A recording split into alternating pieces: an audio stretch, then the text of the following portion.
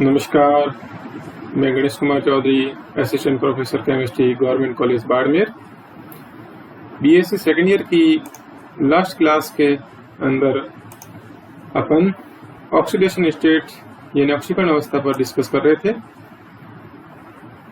आज अपन catalytic property of 3D series element, 3D series श्रेणी के तत्वों का उत्प्रेरक गुण के बारे में डिस्कस करेंगे। ओनली 3D सीरीज के एलिमेंट है, उनका जो उत्प्रेरक के रूप में उनका उपयोग किया जाता है, उनके बारे में डिस्कस करेंगे। आपके सिलेबस में ओनली 3D सीरीज के एलिमेंट ही हैं।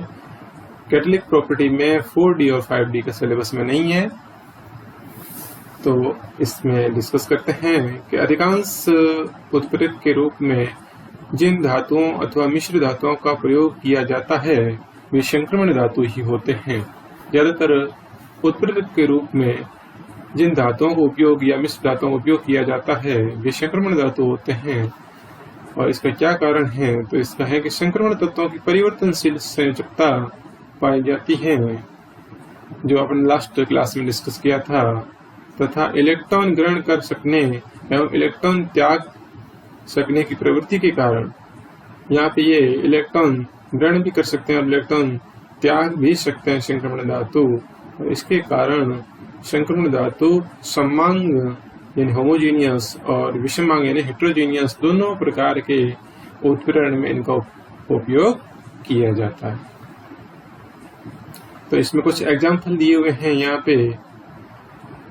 जैसे फर्स्ट यहाँ पे एग्जाम्पल है, वो यहाँ है वेनेडियम पेंटा ऑक्साइड का V2O5 का उपयोग सल्फर डाइऑक्साइड SO2 से सल्फर ट्राइऑक्साइड SO3 के निर्माण के अंदर किया जाता है। और SO2 से SO3 का निर्माण H2SO4 सल्फ्यूरिक एसिड बनाने की संपर्क विधि में किया जाता है, जहाँ सल्फर डाइऑक्साइड से सल्फर ट्राइऑक्साइड बनाया जाता है। तो यहाँ पर वेनेडियम पेंटाऑक्साइड का उपयोग उत्प्रेरक के रूप में किया जाता है, जब सल्फर डाइऑक्साइड की अभिक्रिया किससे ऑक्सीजन से कराई जाती है। यहाँ भी प्लस O2। सेकेंड, यहाँ पे आयरन और मोलिब्डेनम का उपयोग अमोनिया निर्माण की हेबर विधि में। यहाँ पर उत्प्रेरक के रूप में आयरन और मोलिब्डेनम, इनका उपयोग अमोनिया के निर्माण में हेबर विधि है जिसमें किया जाता है। ये जहाँ पर जैसे किसका उपयोग किया जाता है, आयरन और मोलिब्डेनम का।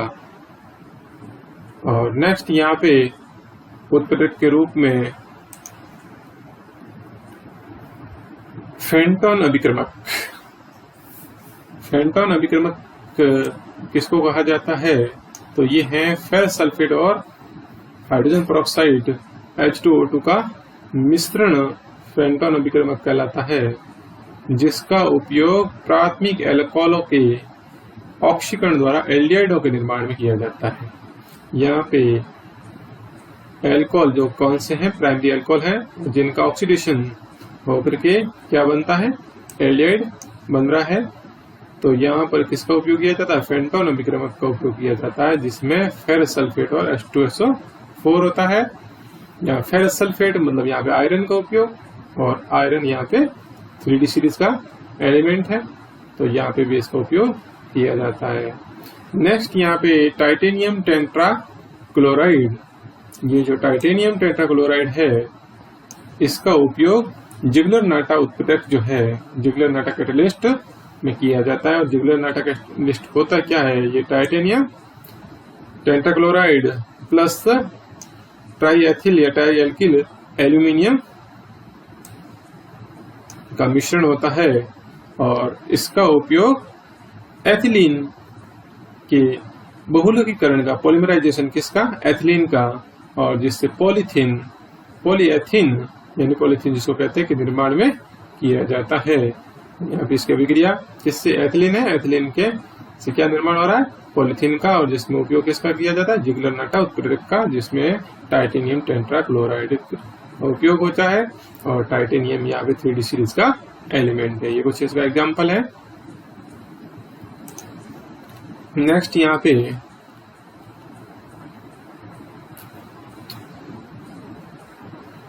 कॉपर और वेनेडियम का उपयोग साइक्लोहेक्सेनॉल, वो साइक्लोहेक्सेनॉन किसका उपयोग किया जा रहा है यहाँ पे, कॉपर और वेनेडियम। साइक्लोहेक्सेनॉल और साइक्लोहेक्सेनॉन जो मिश्रण है इन दोनों का, उस मिश्रण से एडिपिक अम्ल, ये क्या निर्माण हो रहा है, 6 कार्बन का एडिपिक अम्ल के निर्माण में होता है इसका उपयोग।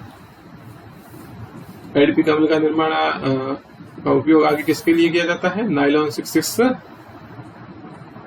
जो है पॉलीमर, उसके निर्माण में इसका एडिपिक अम्ल का उपयोग किया जाता है 6 कार्बन का। नेक्स्ट यहाँ पे निकेल का उत्प्रेरक के रूप में उपयोग, और निकेल का उपयोग में पहला एक है जो है आपने सुना है राने निकेल। राने निकेल का उपयोग अपचयन अभिक्रिया कराने के लिए किया जाता है। ये राने निकेल है वो निकेल और एल्यूमिनियम का एलॉय है, ठीक है, मिश्र धातु मिश्रण है मिश्र धातु निकेल और एल्यूमिनियम का। राने निकेल का उपयोग जैसे यहाँ पे अभिक्रिया दे रखी है एडिपोनाइट्राइल, और एडिपोनाइट्राइल क्या बन रहा है यहाँ पे, हेक्सा मेथिलीन डाइअमीन। यहाँ पे जो नाइट्राइल ग्रुप है वो यहाँ पे एमीन ग्रुप के अंदर बदल रहा है। यहाँ पे क्या हो रहा है, अपचयन हो रहा है, तो यहाँ पे अपचयन अभिक्रियाओं कराने में भी राने निकेल का उपयोग किया जाता है। और नेक्स्ट यहाँ पे सूक्ष्म विभाजित निकेल, फाइनली डिवाइडेड निकेल, और सूक्ष्म विभाजित निकेल का उपयोग यहाँ पे हाइड्रोजनीकरण, हाइड्रोजनेशन अभिक्रिया में किया जाता है, जैसे वनस्पति तेल से वनस्पति घी बनाने में अनसैचुरेटेड फैट से सैचुरेटेड फैट के निर्माण। सैचुरेटेड अनसैचुरेटेड डबल बॉन्ड है, तो यहाँ पे हाइड्रोजन ऐड हो गया, तो ये कौन सी अभिक्रिया है, हाइड्रोजनीकरण अभिक्रिया, जिसमें किसका उपयोग किया जाता है, निकेल का उपयोग किया जाता है। तो ये कुछ यहाँ पे अपन ने 3D सीरीज के जो एलिमेंट है जिनका उत्प्रेरक के रूप में उपयोग किया जाता है और कहाँ किया जाता है, तो उसके कुछ अपने एग्जाम्पल द्वारा इनको डिस्कस किया। और नेक्स्ट अपना टॉपिक है चुंबकीय गुण, मैग्नेटिक प्रॉपर्टीज। चुंबकीय गुणों के बारे में डिस्कस करते हैं। यहाँ से पहला यहाँ पे कि परमाणुओं में इलेक्ट्रॉन 2 प्रकार की गति करते हैं। ये आपको पता है कि परमाणु में जो इलेक्ट्रॉन है वो 2 प्रकार का मोशन करेगा। यहाँ पे पहली गति है कक्षकीय गति और दूसरी है चक्रण गति, ऑर्बिटल मोशन और स्पिन मोशन। पहली है ऑर्बिटल मोशन, कक्षकीय गति, जैसे सूर्य के चारों ओर पृथ्वी जो चक्कर लगाती है, परिक्रमा करती है 365 दिनों के अंदर, जो कंप्लीट पूरा एक चक्कर लगाती है, जिसको हम परिक्रमण काल कहते हैं। और परिक्रमा जो कर रही है वो उसकी कैसी गति है, कक्षीय गति है। उसी प्रकार नाभिक के चारों ओर जो इलेक्ट्रॉन है वो कक्षा के अंदर इतनी गति करता है, और जिसको क्या कहते हैं, कक्षीय गति यानी ऑर्बिटल मोशन कहते हैं। प्रत्येक इलेक्ट्रॉन नाभिक के चारों ओर उपस्थित कक्षा में वृत्ताकार गति करता है तथा इसकी तुलना एक वृत्ताकार तार में बहती धारा से की जा सकती है। वृत्ताकार तार और उसमें यदि विद्युत धारा बह रही है जिससे तुलना की जा सकती है। विद्युत धारा क्या होता है, इलेक्ट्रॉनों का प्रवाह ही तो है, यानी इलेक्ट्रॉनों का प्रवाह है। और इलेक्ट्रॉनों का प्रवाह किस रूप में हो रहा है, वृत्ताकार पथ में हो रहा है। और ऐसे ऐसे ही तो इलेक्ट्रॉन यहाँ पे नाभिक के चारों ओर चक्कर लगा रहा है, सेम ही उससे तुलना की जा सकती है, और जिसके फलस्वरूप उस क्षेत्र में यानी कि उस तार के वृत्ताकार जो तार है जिसमें विद्युत धारा बह रही है, उस तार के क्षेत्र में एक चुंबकीय आघूर्ण उत्पन्न हो जाता है और इस प्रकार से उत्पन्न चुंबकीय आघूर्ण को ये चुंबकीय आघूर्ण ऑर्बिटल मैग्नेटिक मूवमेंट अथवा कक्षीय आघूर्ण कहते हैं, यानी ऑर्बिटल मोशन के नाम से जाना जाता है। यानी जो चुंबकीय आघूर्ण उत्पन्न हुआ वो किसके कारण हुआ है? वो इलेक्ट्रॉन के कक्षीय गति के कारण उत्पन्न हुआ है, इसलिए इसे ऑर्बिटल मैग्नेटिक मूवमेंट यानी कक्षीय चुंबकीय आघूर्ण कहा जाता है। जैसे यहाँ पे ये डायग्राम बताया हुआ है कि ये जो नाभिक के चारों ओर कक्षा और कक्षा में किस प्रकार ऑर्बिटल के अंदर इलेक्ट्रॉन यहाँ पे मोशन ऑर्बिटल मैग्नेटिक मूवमेंट उत्पन्न कर रहा है। नेक्स्ट जो दूसरे प्रकार के इलेक्ट्रॉन की गति है वो कौन सी है? चक्रण गति।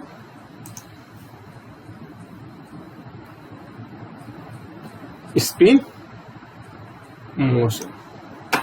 यहां पर अपन तुलना कर सकते हैं कि जैसे पृथ्वी सूर्य के चारों ओर चक्कर लगाते समय 24 घंटे के अंदर अपने धुरी पर या अपने अक्ष पर एक चक्कर पूर्ण करती है, अपने ही अक्ष पर चक्कर लगाती लगाती निरंतर अपनी परिक्रमा करती है, यानी उसका परिभ्रमण काल कहते हैं। परिभ्रमण काल जो 24 घंटे होता है, उसी प्रकार यहाँ पे इलेक्ट्रॉन भी क्या करता है? अपने अक्ष पर गति करता है, जिसको क्या कहते हैं? चक्रण गति या स्पिन मोशन, जो यहाँ पे बताया हुआ है। ये यहाँ पे डायग्राम में तीर के निशान के द्वारा यहाँ पे कैसे अपने यहाँ पे इलेक्ट्रॉन है वो चक्रण गति करता है। तो यहाँ पे क्या बताया हुआ है कि प्रत्येक इलेक्ट्रॉन नाभिक के चारों ओर गति करने के साथ साथ अपने अक्ष पर भी चक्रण करता है, अपने अक्ष पर भी चक्कर लगाता है, और बिल्कुल उसी बात जैसे पृथ्वी सूर्य के चारों ओर चक्कर लगाने के साथ साथ अपनी धुरी पर भी घूमती रहती है। इलेक्ट्रॉनों के इस प्रकार के चक्रण के फलस्वरूप भी चुंबकीय आघूर्ण उत्पन्न होता है। ऐसे गति करेगा इलेक्ट्रॉन अपने अक्ष पर, तब भी ये चुंबकीय आघूर्ण उत्पन्न करता है, और जिसे चक्रण चुंबकीय आघूर्ण स्पिन मैग्नेटिक मूवमेंट अथवा चक्रण आघूर्ण यानी स्पिन मोशन कहते हैं। ये दो प्रकार की गतियां, और इन दो प्रकार की गतियों के फलस्वरूप दो प्रकार का मैग्नेटिक मूवमेंट उत्पन्न होगा, एक ऑर्बिटल मैग्नेटिक मूवमेंट और दूसरा स्पिन मैग्नेटिक मूवमेंट, कक्षीय चुंबकीय आघूर्ण और चक्रण चुंबकीय आघूर्ण। इस प्रकार इन दोनों चुंबकीय आघूर्णों के कारण प्रत्येक परमाणु मतलब यहाँ से प्रत्येक परमाणु में इलेक्ट्रॉन, और इलेक्ट्रॉन कैसे गति कर रहा है? इस दो प्रकार की गति कर रहा है, और इसलिए यहाँ कर रखा है कि इस प्रकार के इन दोनों चुंबकीय आघूर्णों के कारण प्रत्येक परमाणु एक छोटे चुंबक की भांति व्यवहार करता है। एक छोटे से चुंबक की भांति व्यवहार कौन करने लग जाएगा? प्रत्येक परमाणु। जब किसी चुंबक को दो चुंबकीय ध्रुवों के मध्य रखा जाए, यानी कि चुंबक है उसको दो चुंबकीय ध्रुवों के मध्य रखा जाए या किसी चुंबकीय क्षेत्र में रखा जाए। चुंबकीय ध्रुवों के मध्य रखने का मतलब क्या है? चुंबकीय क्षेत्र में रखना, क्यों? चुंबकीय ध्रुवों के द्वारा क्या उत्पन्न होगा? चुंबकीय क्षेत्र, और चुंबकीय क्षेत्र में रखा जाए किसी चुंबक को, या कह रहा है कि इस पर बाह्य चुंबकीय क्षेत्र लगाया जाए। तो इन सब कंडीशन के अंदर या चुंबकीय ध्रुवों के मध्य रखें, या किसी चुंबकीय क्षेत्र में रखें, या कोई बाह्य चुंबकीय क्षेत्र लगाया जाए, इन सभी परिस्थितियों के अंदर जो चुंबक है और उसके ऊपर बाह्य चुंबकीय क्षेत्र लगाया गया है, उनके मध्य अंतरक्रिया होती है। परमाणु छोटे चुंबक की भांति व्यवहार करते हैं, जो अपने नेक्स्ट पहले पढ़ा था। परमाणु किसकी भांति? छोटे चुंबक की भांति व्यवहार करते हैं। अतः यदि किसी पदार्थ पर बाह्य चुंबकीय क्षेत्र लगा दिया जाए तो कोई पदार्थ के अंदर क्या होगा, कोई भी किसी का पदार्थ है, पदार्थ में उसके परमाणु उस पदार्थ के, और जो परमाणु किसकी भांति, छोटे चुंबक की भांति व्यवहार कर रहे हैं, और उसके ऊपर यदि कोई बाह्य चुंबकीय क्षेत्र लगा दिया जाए तो पदार्थ का चुंबकीय क्षेत्र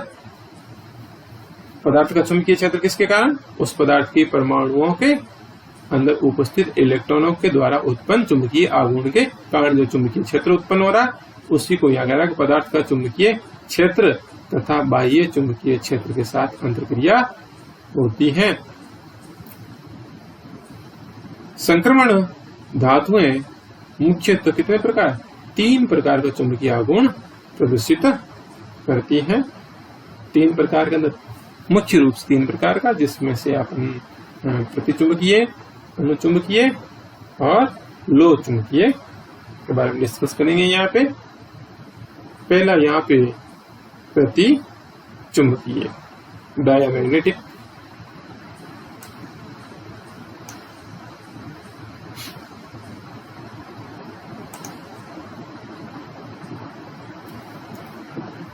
प्रतिचुंबकीय क्या होता है, यहाँ पे यदि किसी पदार्थ को चुंबकीय क्षेत्र में रखने पर, यानी कोई पदार्थ है और उसको कहाँ रखा है, चुंबकीय ध्रुवों के मध्य रखा गया है। चुंबकीय ध्रुवों के मध्य क्या उत्पन्न होगा, चुंबकीय क्षेत्र। उसमें रखने पर उस क्षेत्र की तीव्रता, किस क्षेत्र की, उन चुंबक के ध्रुवों के द्वारा उत्पन्न चुंबकीय क्षेत्र है, उसकी चुंबकीय बल रेखाएं उत्पन्न होगी और चुंबकीय बल रेखाओं फिर चुंबकीय क्षेत्र उत्पन्न होगा, और जिसकी तीव्रता निर्वात की तुलना में कम हो जाती है।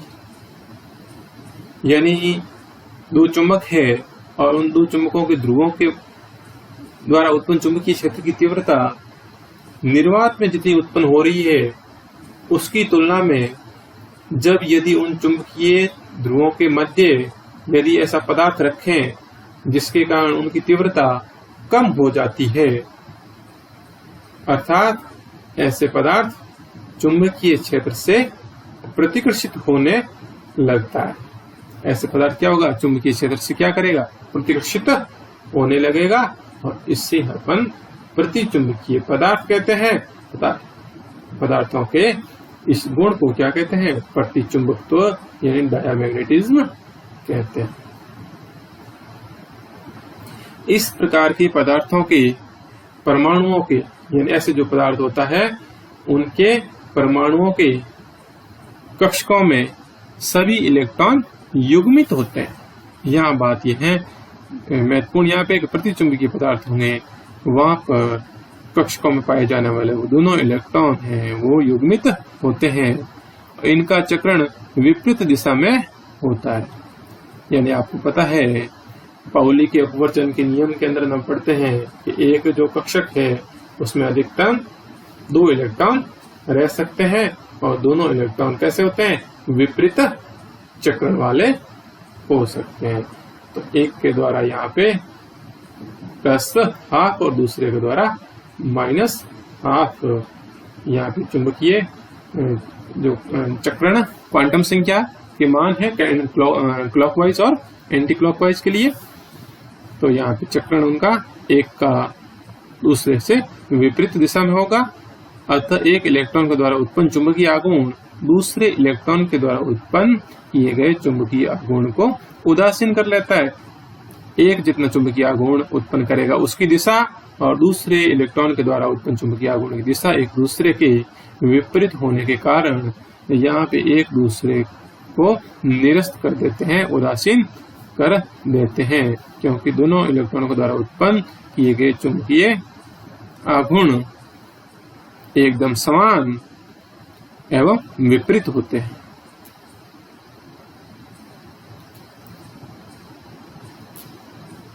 फलतः ऐसे यौगिकों के परिणामी चुंबकीय आघूर्ण का मान 0 होता है। अब उनका परिणामी चुंबकीय आघूर्ण है उसका मान क्या हो जाएगा, 0 हो जाएगा। यानी कारण क्या है यहाँ पे कि सभी इलेक्ट्रॉन यहाँ पे क्या है, युग्मित है, तो एक इलेक्ट्रॉन दूसरे इलेक्ट्रॉन के चुंबकीय आघूर्ण को क्या कर देगा, निरस्त कर देगा। परिणामी चुंबकीय आघूर्ण 0 प्रतिचुंबकत्व डायमैग्नेटिज्म का गुण प्रत्येक पदार्थ में पाया जाता है। कोई भी पदार्थ होगा उसमें प्रतिचुंबकत्व का गुण जरूर होगा, क्योंकि ये युग्मित इलेक्ट्रॉनों का गुण है और युग्मित इलेक्ट्रॉन प्रत्येक पदार्थ में होते हैं। कोई भी पदार्थ तो वहाँ पे युग्मित इलेक्ट्रॉन तो होंगे, लेकिन ये प्रदर्शित केवल उन पदार्थों में होता है जिनमें केवल युग्मित इलेक्ट्रॉन होते हैं। केवल युग्मित इलेक्ट्रॉन होते हैं, उन्हीं में ये प्रतिचुंबकत्व का गुण प्रदर्शित होता है। अयुग्मित इलेक्ट्रॉन होने पर अनुचुंबकत्व भी होगा, और उस कंडीशन में क्या हो जाएगा, अनुचुंबकत्व होगा जब अयुग्मित इलेक्ट्रॉन होगा तब। और इस कंडीशन के अंदर प्रतिचुंबकत्व से जो अनुचुंबकत्व है वो क्या होता है, प्रबल होता है, स्ट्रॉन्ग होगा। कौन, अनुचुंबकत्व। किसकी तुलना में, प्रतिचुंबकत्व की तुलना में। डायमैग्नेटिज्म की तुलना में पैरामैग्नेटिज्म का जो प्रॉपर्टी है, गुण है, वो ज्यादा प्रबल होता है। अतः अनुचुंबकत्व की उपस्थिति में पदार्थ प्रतिचुंबकत्व नहीं दर्शाता है।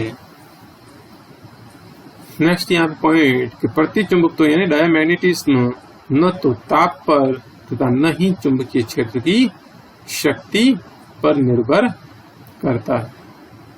प्रतिचुंबकत्व पदार्थ है केवल चुंबकीय क्षेत्र की प्रवृत्ति या सहनशीलता का गया कई जगह मैग्नेटिक सक्सेसिबिलिटी पर काई जिसके प्रतीक है उसके ऊपर निर्भर करता है।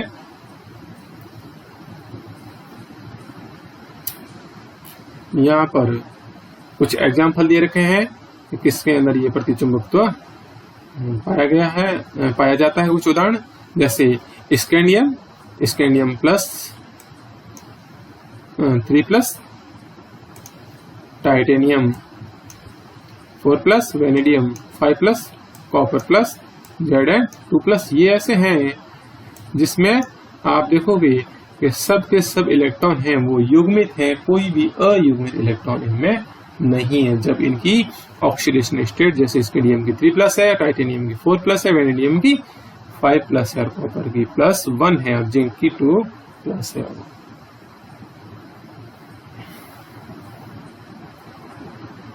नेक्स्ट पॉइंट यहाँ पे यानी कि चुंबकीय जो व्यवहार पदार्थों का उसमें है अनुचुंबकत्व, पैरामैग्नेटिज्म।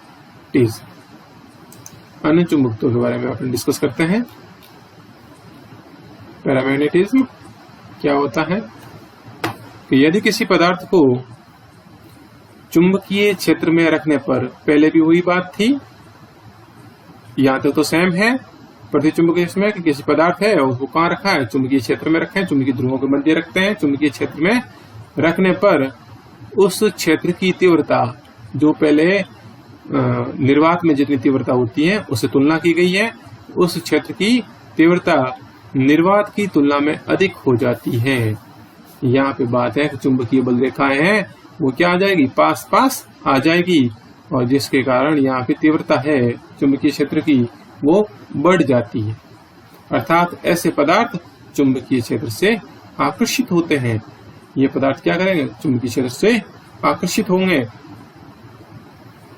और इन पदार्थों को अनुचुंबकीय पदार्थ तथा पदार्थों के इस गुण को क्या कहते हैं, अनुचुंबकत्व यानी पैरामैग्नेटिज्म कहते हैं। जिन पदार्थों में एक या अधिक अयुग्मित इलेक्ट्रॉन होते हैं, यहाँ सीधी सी बात है उन पदार्थों के अंदर क्या था, अयुग्मित इलेक्ट्रॉन नहीं थे, सब कैसे थे, युग्मित इलेक्ट्रॉन थे। और इसका उल्टा यहाँ क्या हो गया है कि यहाँ अनुचुंबकत्व प्रदर्शित करने वाले पदार्थों में कोई न कोई एक या एक से अधिक अयुग्मित इलेक्ट्रॉन जरूर होगा, और एक या एक से अधिक इलेक्ट्रॉन होते हैं उनमें इन अयुग्मित इलेक्ट्रॉनों के द्वारा उत्पन्न चुंबकीय आघूर्ण उदासीन नहीं हो पाता है। यहाँ बात यह है कि अयुग्मित इलेक्ट्रॉनों के अलावा जितने युग्मित इलेक्ट्रॉन हैं वो तो आपस में एक दूसरे के द्वारा उत्पन्न चुंबकीय आघूर्ण को क्या कर देंगे, प्रतिसंतुलित तो उदासीन कर लेंगे, लेकिन जो अयुग्मित इलेक्ट्रॉन है उसके द्वारा उत्पन्न चुंबकीय आघूर्ण है उसको उदासीन कोई दूसरा नहीं कर पाएगा। और इस कंडीशन में क्या होगा कि चुंबकीय आघूर्ण उदासीन नहीं होता है, तो ऐसे पदार्थों में कुछ स्थायी या निश्चित मात्रा में चुंबकीय आघूर्ण पाया जाता है। अब इनमें चुंबकीय आघूर्ण का मान कुछ न कुछ होगा या शून्य नहीं होगा, और इसलिए ये क्या करेंगे, ये चुंबकीय क्षेत्र में आकर्षित होंगे। और इस चुंबकीय आघूर्ण को बोर मैग्नेटॉन इकाई क्या आती है, बोर मैग्नेटॉन Bm इकाई में मापा जाता है। या बोर मैग्नेटॉन का सूत्र या निकालने के लिए फॉर्मूला EH/4πmc, जहाँ E है इलेक्ट्रॉन ये आवेश, H है प्लैंक कांस्टेंट, M है इलेक्ट्रॉन का द्रव्यमान और C है प्रकाश का वेग। अनुचुंबकत्व ताप किसके ऊपर निर्भर करता है, ताप, चुंबकीय क्षेत्र की तीव्रता तथा चुंबकीय क्षेत्र की प्रवृत्ति यानी काई, इन सब के ऊपर निर्भर करता है। और अनुचुंबकत्व प्रदर्शित करने वाले कुछ एग्जाम्पल यहाँ पे आयनों के, जैसे कॉपर यहाँ पे 2+ है, कॉपर 2+ है तो यहाँ पे अयुग्मित इलेक्ट्रॉन होगा, ठीक है ना। यहाँ एक अयुग्मित इलेक्ट्रॉन होता है। और टाइटेनियम 2+ है या टाइटेनियम 3+ है, इन कंडीशनों में भी इसमें अयुग्मित इलेक्ट्रॉन होंगे, ठीक है।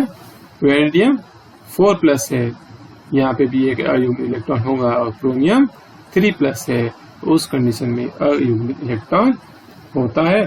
और अयुग्मित इलेक्ट्रॉन होने के कारण ये जो आयन है वो अनुचुंबकत्व प्रदर्शित करते हैं।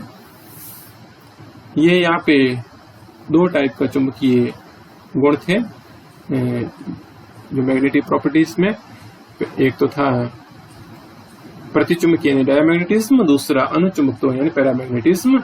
और नेक्स्ट जो है वो अपन अगली क्लास में कुछ चुंबकीय यहाँ पे यानी चुंबकीय क्षेत्र की तीव्रता, चुंबकीय आघूर्ण